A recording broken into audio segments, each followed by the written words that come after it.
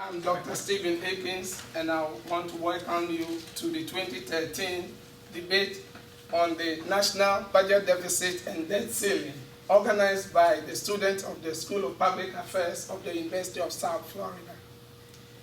This debate is about two issues. First, whether the federal budget can keep having deficit spending and piling national debt, and second, what is the best way forward with regard to tackling the nation's fiscal crisis?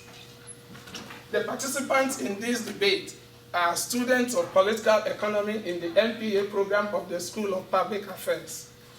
All views that are expressed in this debate are the views of the students and not of the university as an institution or its officers. For the purpose of this debate, the students are playing the roles of senators, and they've been split into two camps. The pro-fiscal deficit group of senators who believe that deficit spending is essential to grow the nation's economy and pay down the national debt, and the anti-deficit group of senators who believe the only way to strengthen the nation's economy is to cut the deficit and just pay down the national debt. Mr. Chairman, fellow senators, I'd like to introduce the bill. The bill is called the Statutory Debt Limit and National Investment Bill. As it is currently drafted, it'll raise the statutory debt limit to $18.5 trillion through fiscal year 2015, and it'll keep the government spending at 2013 levels. Additionally, the bill will call for $100 billion in funding for research and development. The bill will also set up a national infrastructure bank with a seed capital of $300 billion, and it'll create a public-private partnership to fund the repair and upgrade of the nation's aging infrastructure. According to the American Society for Civil Engineers, the estimated cost of repairing and upgrading the nation's infrastructure is more than $2 trillion. On behalf of the elected officials of the great nation of the United States, we are facing a moral and ethical dilemma on which is the best course for the nation, not only for now, but as FDR would say, for many years to come. FDR said on the signing of the Social Security Act in 1935 that we, the government, can never insure 100% of the population against 100% of the hazards and vicissitudes of life, but have framed a law that would give some level of protection to the average citizen and his family against the loss of a job and poverty-stricken old age. Times have changed in the 78 years of this great act of Keynesian economics. In the misguided pursuit of which FDR warned us about, we are trying to protect 100% of the population against 100% of the hazards and vicissitudes of life. Mandatory or entitlement spending bills have been passed in this fruitless attempt at utopia. Medicare, introduced in 1965 at an initial cost of $9 billion, has soared to $486 billion today. Transactional costs and transactional politics among our elected leaders in Washington are having a profound impact on the American people, both current and will continue into the future. Federal revenue is not meeting expenditure, but the government continues to write checks for which it cannot cash. Of the $3.6 trillion in expenditure spending, nearly 2/3 of federal funds were allocated to mandatory spending costs. Between 2008 and 2012, the deficit has grown by nearly $6 trillion to over $17 trillion today. We are going to be told today that yearly deficit spending has decreased over the years. I say, while this is true, the national deficit continues to rise, and the American people continue to pay $230 billion in deficit interest alone. The challenge that lays before us is one of bipartisan interest. As the elected officials of the American people, we are given the huge burden of responsibility to act in a moral and ethical manner to ensure not only what is right, but to do what is right when it may not be popular. My fellow senators and I oppose this bill and seek to redefine a government spending plan in a judicial manner, one that will be held accountable for future generations to come, and one to eradicate unnecessary spending by reforming current expenditure practices. I yield the floor. Thank you, Senator Goody. The very important thing is, like, here we are missing out the future of our young Americans. What we need solutions, not just reactions here. If we fail to extend our debt ceiling, it is possible that the new student loans would not be issued until the debt ceiling is increased. In the long run, the Bipartisan Student Loan Certainty Act of 2013, which Congress passed earlier this year, ties federal student loan rates to the interest rates of treasury bonds. If the government defaults on its debt, causing a treasury rates, student loan rates would also increase. This means the hardworking students taking out new loans would be facing higher payments, exacerbating into a lot of debt crisis.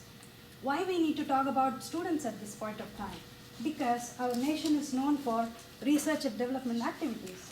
The students has to be the major workforce in the research and development activities. And if there is no research and development activities, our nation would not progress. And if you remember, in 1950s, the polio vaccination was found by one of our youngest Americans. But if you see the impact, what it has created in the globalized economy, it has developed, it provides benefits to the whole globe, and the population is benefiting. In this globalized economy, product and process innovations in one country can lead to the employment opportunities and improve goods and services around the world. So, to insist, the critical point to note here is raising the debt ceiling does not mean the government will spend more, but it would benefit our young Americans. We are here elected by people, so we have to make tough choices, and we have to do it. Thank you. Thank you, Senator Ramadan. The bill you're proposing is going to raise our ceiling, but yet continue to spend extra. We feel that that is not fiscally responsible, and we don't believe that it's responsible to pass on additional debt to the next generation. And also increasing our spending without, or raising our debt without reducing our deficit spending does nothing but add to the problems that we have already created. We need to do something to create a solution. We are being placed here by our constituents to solve problems, not create problems for the future. 1998 to 2001, we ran surpluses those years. And we were talking about paying off the debt by 2010. Then we had 9/11, we had 2 wars, and we had 2 recessions, or I'm sorry, 1 recession. It was huge.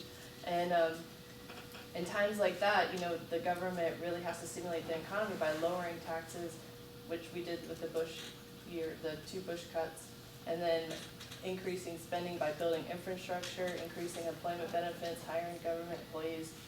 All of this puts money back into the economy. Thank you, Senator Creed. Funding government is like being on a treadmill. You keep moving, but you never go anywhere, and that is its impact on the economy, because money that is consumed by the government is not money that is available in the private sector to generate income, businesses, jobs, and wealth. All of the money is being paid to service the ever-growing deficit and debt. The real bottom line is that with such a gross deficit of $16.99 trillion and rising to $18.5 trillion, and a federal budget that is already running $1 trillion overall federal revenue for each year, the country will never be debt-free at this rate. Contemporary Keynesian theory economics argue that budget deficits are appropriate when the economy is in recession to reduce unemployment and help spur GDP growth. Government explains that their proceedings are not like a household. Across an economy, one person's spending is another person's income. If everyone is trying to reduce spending, the economy can be trapped in what economics call a paradox of thrift, worsening the recession as the GDP falls. This government has only run a deficit, that required borrowing, and only 4 years is the only time it never required borrowing. It's pretty irresponsible when you're spending $1.4 for every dollar you take in revenue. There's an issue there. But yet we continue to borrow. And it's getting harder and harder to make these interest payments. And in my opinion, it'll lead to inevitable bankruptcy of our country. The day will come when, the house of cards will come tumbling down, the U.S. government will no longer pay its bills. Standard & Poor downgraded the U.S.'s AAA bond rating for the first time in 70 years. According to J.P. Morgan and Chase, that has led to $100 billion a year in additional interest payments, in addition to the $414 billion a year interest payments the US government was currently paying on our debt. This definitely ties into the global markets. The latest IMF data indicates that the dollar securities amount to $3.8 trillion, or 62% of the central bank's reported international reserves. China and Japan still hold $1.3 and $1.1 trillion respectively, and the US dollar denomination assets are still as important as they were in the past. Global interdependence calls for stronger cooperation. A former senator previously stated earlier that baby boomers are still outnumber our younger generation, but that is incorrect. According to the Boston Consulting Group, millennials now outnumber baby boomers by 79 million compared to boomers' $76 million. We have an obligation to that younger generation to not only raise the debt ceiling and continue to maintain our credit rating, but also to act together cooperatively to continue to raise the debt ceiling and seek other opportunities to lower our deficit that is safe to the U.S.'s standing on the global market. Thank you, Senator Capps. We propose an amendment to raise the statutory debt limit from its current level of $16.7 trillion to $17.2 trillion for the fiscal year of 2014 and to $17.7 trillion in the fiscal year of 2015. In doing so, we propose to reduce deficit spending levels below the OMB's projected state projections.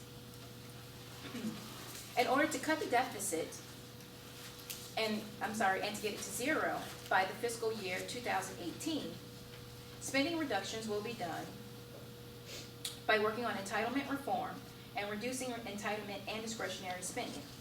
We are proposing the following schedule. For fiscal year 2014, the debt limit, as stated previously, will be raised to $17.2 trillion, with deficit spending limited to $6 billion instead of the proposed $744 billion. Is it 600 billion or 6 billion? I'm sorry, am I saying? 600 billion, sorry. To the proposed, instead of the proposed 744 billion. For the fiscal year 2015, the debt limit will be raised to $17.7 trillion, in which the deficit spending will be limited to $400 billion instead of the projected $576 billion. The following year, of 2016, deficit spending will be limited to $328 billion instead of the projected $528 billion. 2017, limiting the spending to $178 instead of the projected $487 billion, and ending in 2018 with having deficit spending at zero instead of the projected $475 billion. The debt ceiling for the fiscal year 2016 through 2018 will be raised in accordance with the limited deficit spending as stated in this amendment.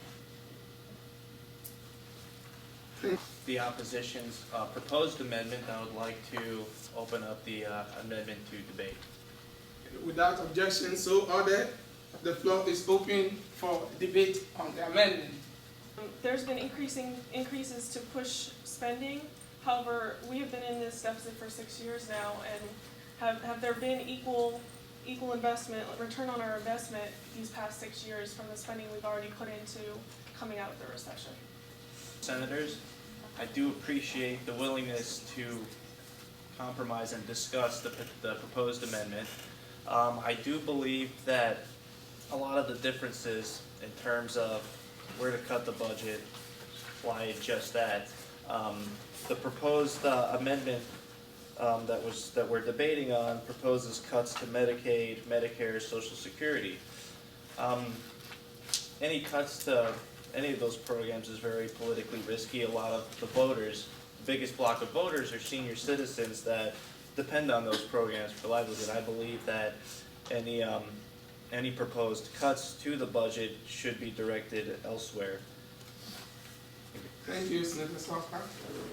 Mr. Chairman, while I agree with you, Medicare and Social Security are very important, we need to redefine or actually define what we mean by cutbacks. not necessarily cutbacks in the sense people will lose benefits, but a compromise where benefits are obtained at a different age. We need to look deeper. There are other areas to reduce spending, tax expenditures, farm subsidies. Our infrastructure, for you guys that don't know, is crumbling.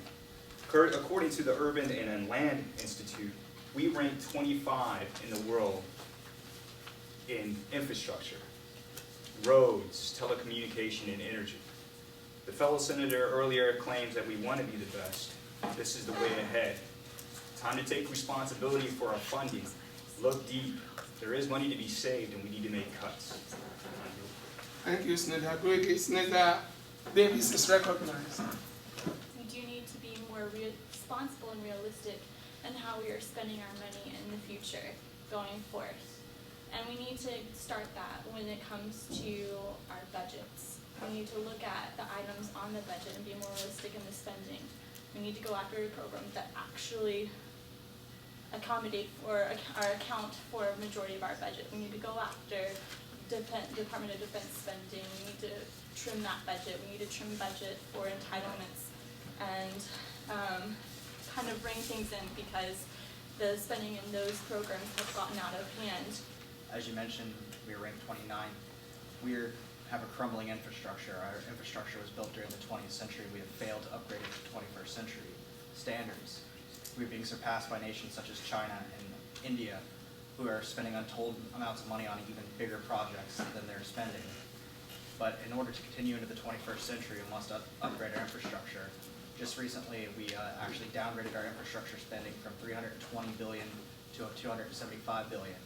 We haven't increased our infrastructure spending percentage-wise in almost 3 decades. It has remained the same since 1986 to present day, and has actually decreased since the 1970s when it was only 3%. I believe that looking deep in the budget, as you said, for increased infrastructure spending is something that we should do. And and I think that is the most vital part of this entire discussion is keeping America competitive. And while having debt will hamper us, but I think that taking too deep of cuts will as well hamper us. So I think that we do have some sort of common ground here. So maybe this common ground can bring us forward to a more stable amendment. Thank you, Senator Davis. All the while, again, GDP as a percentage of spending for the military has gone down. So they made smart investments in something while reducing costs as a percentage of GDP growth. For example, if GDP goes up 3% per year, the military expenditure is going down in relationship to that growth. Yes, we need the military. Yes, we need a strong military. But we need a smarter military. And we can do that by several ways. We can look at the kind of missiles that we're providing. We can look at what we're spending on how large our military is. If we make a smaller military, then it can be more efficient and more mobile. So you want to cut social services to programs to people that need it. You want to cut to what? Foster care to children that don't have parents. And then you want to keep this large budget here for the military. That doesn't make sense. That's not helping America become better. That's why we wanted to invest in education. That's why we want to invest in social services. Senator Aguirre is recognized. I come from the great state of Texas, where we have a lot of bases, and I respect our military. While it is true, in all bureaucratic organizations, there is top-heavy spending. But it's kind of ironic how we sit here and debate getting paid, or people getting paid great amount of money, and us as senators earn pensions for life. So I kind of think it's ironic. Though I do agree that the pay differential within the military does exist, there is a gap, and the Department of Defense needs to work on that. It still does not correct the issue. The issue at hand is mandatory spending that has gone out of control. We are investing in reactive care for our country. Social Security is reactive. It's at the tail end of a livelihood. We want to invest in education, like you said. Social services, great example. It's under discretionary spending. We need to change that.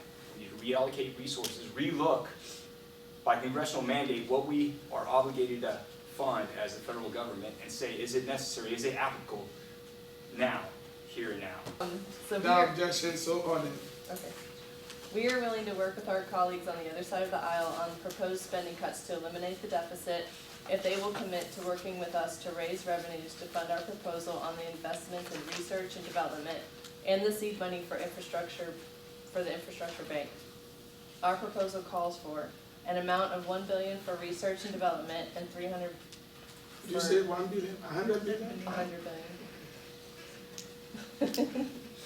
If you're recommending that certain industries can be privatized, such as those dealing with infrastructure, instead of having seed money for infrastructure, why don't we have that, those responsibilities be taken on by the respective private sector instead of putting seed money into that and not incurring that additional cost? We tend to believe that infrastructure that the entire public would use is also pure public good, and involving any sort of private industry opens the door for unethical behavior that is hard to be accounted, that doesn't have the same accountability that, let's say, the government investment in infrastructure would be. Thank you, Senator Salva. Our concern is how do we fund it? We keep talking about raising the amount of deficit spending to spend our money to create for the society. But whose money are we spending? Because it's not ours. It's the foreign nationals that we're borrowing the money from. It's our kids' money. We do not disagree that we need to do something. We're challenging you, if you have an amendment, fund it within the limits that we have. There are plenty of items that my colleagues would enjoy presenting, but we don't have the funds and we're not willing to bear the burden of our wants onto future generations. Previously, working across the aisle, we've heard we will not raise taxes. We have heard cuts, let's make cuts to vital services and entitlement programs, but no way from the other side of the aisle on how to fund these. And we have provided that by raising revenues in the top 2% of earners, effectively reversing the Bush-era tax cuts to billionaires. We would then be able to more than fund the entitlement programs and the programs that we've outlined in this amendment, no problem. By making those that earn more pay their fair share, we then all benefit as a nation from the increased revenues and the benefits of those revenues. Thank you, Senator Capps. When we were elected to come to Senate, people expected us to form solutions. And there's no doubt that there needs to be control in spending. However, at this juncture, we need to raise our debt ceiling and be realistic about it. In 2011, the President signed into law discretionary spending caps. These caps were designed to generate approximately $1 trillion in debt, in deficit reduction over the next decade. So there's already mechanisms in place to address deficit, increasing deficit. Unfortunately, we are left with a situation right now where if we do not increase our debt ceiling, we have several potential repercussions. We are coming out of a recession, and everyone has mentioned that. I would just like to say, I don't think our proposals is necessarily to cut and cut and cut, because that would just be irresponsible of us and we wouldn't be doing our job or justice for the people. I think it is a starting ground for us to find what we can compromise on to walk out of here with a resolution. It shouldn't take another Great Depression or a crisis to come up with a solution or reform. I kind of think that that's what we should be focusing on. A lot of the cuts that we're suggesting and those things, that's just a starting point for reform, which is what we are lacking up here on Capitol Hill. And we need to start now, especially because our long-term for reform, it's going to take at least 50 years to reform Social Security, and if we don't start now, maybe the reform will start 50 years from now, and then we just keep pushing it aside. So, you know, these are cuts, and some of them might be steep, but as long as we do it smartly and we reinvest the spending where it's supposed to go, it just opens up for some sort of reform. The austerity measures of cutting necessary government programs are extremely detrimental to our economy. And cutting spending during recession is a very bad idea. Thus, instead of cutting programs that might help boost our economy, I suggest that government should invest in job programs, unemployment benefits, education, and aid for those who really need it the most. And like the years of the Great Depression, we too will see our economy flourish.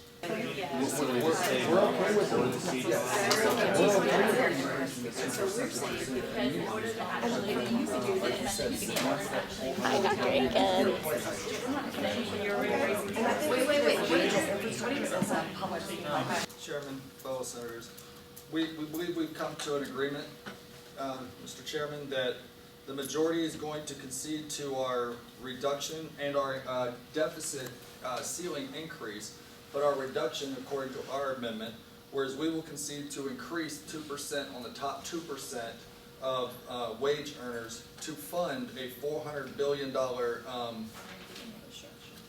R&D and $300 billion for R&D, or $100 billion for R&D and $300 billion for seed money for infrastructure, with the caveat that we will hold on to the money. It will not be fully put in motion until the $400 billion are realized. And then from that point, we will work with a public-private partnership to work with the states to fund them.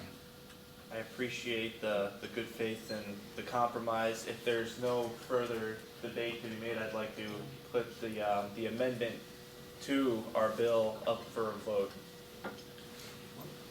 All right, thank you, Mr. Sawka. Both sides have been conferred and agreed on the compromise amendment to the original amendment. The chair will now call for a vote. Now, this agreement stipulates that the minority side agrees to raise revenue on the top 2% earners in order to get the 400 billion, but that has to be put in a trust fund until the full 400 billion is generated before you can begin using that fund for the investment of research and development and the seed money for infrastructure. So, the chair now calls for a vote. Those in favor will say aye, opposed, nay. Senator Agui? Aye. Senator Agui votes aye. Senator Arumuga? Aye. Senator Arumuga votes aye. Senator Bond? Aye. Senator Bond votes aye. Senator Capps? Aye. Senator Capps votes aye.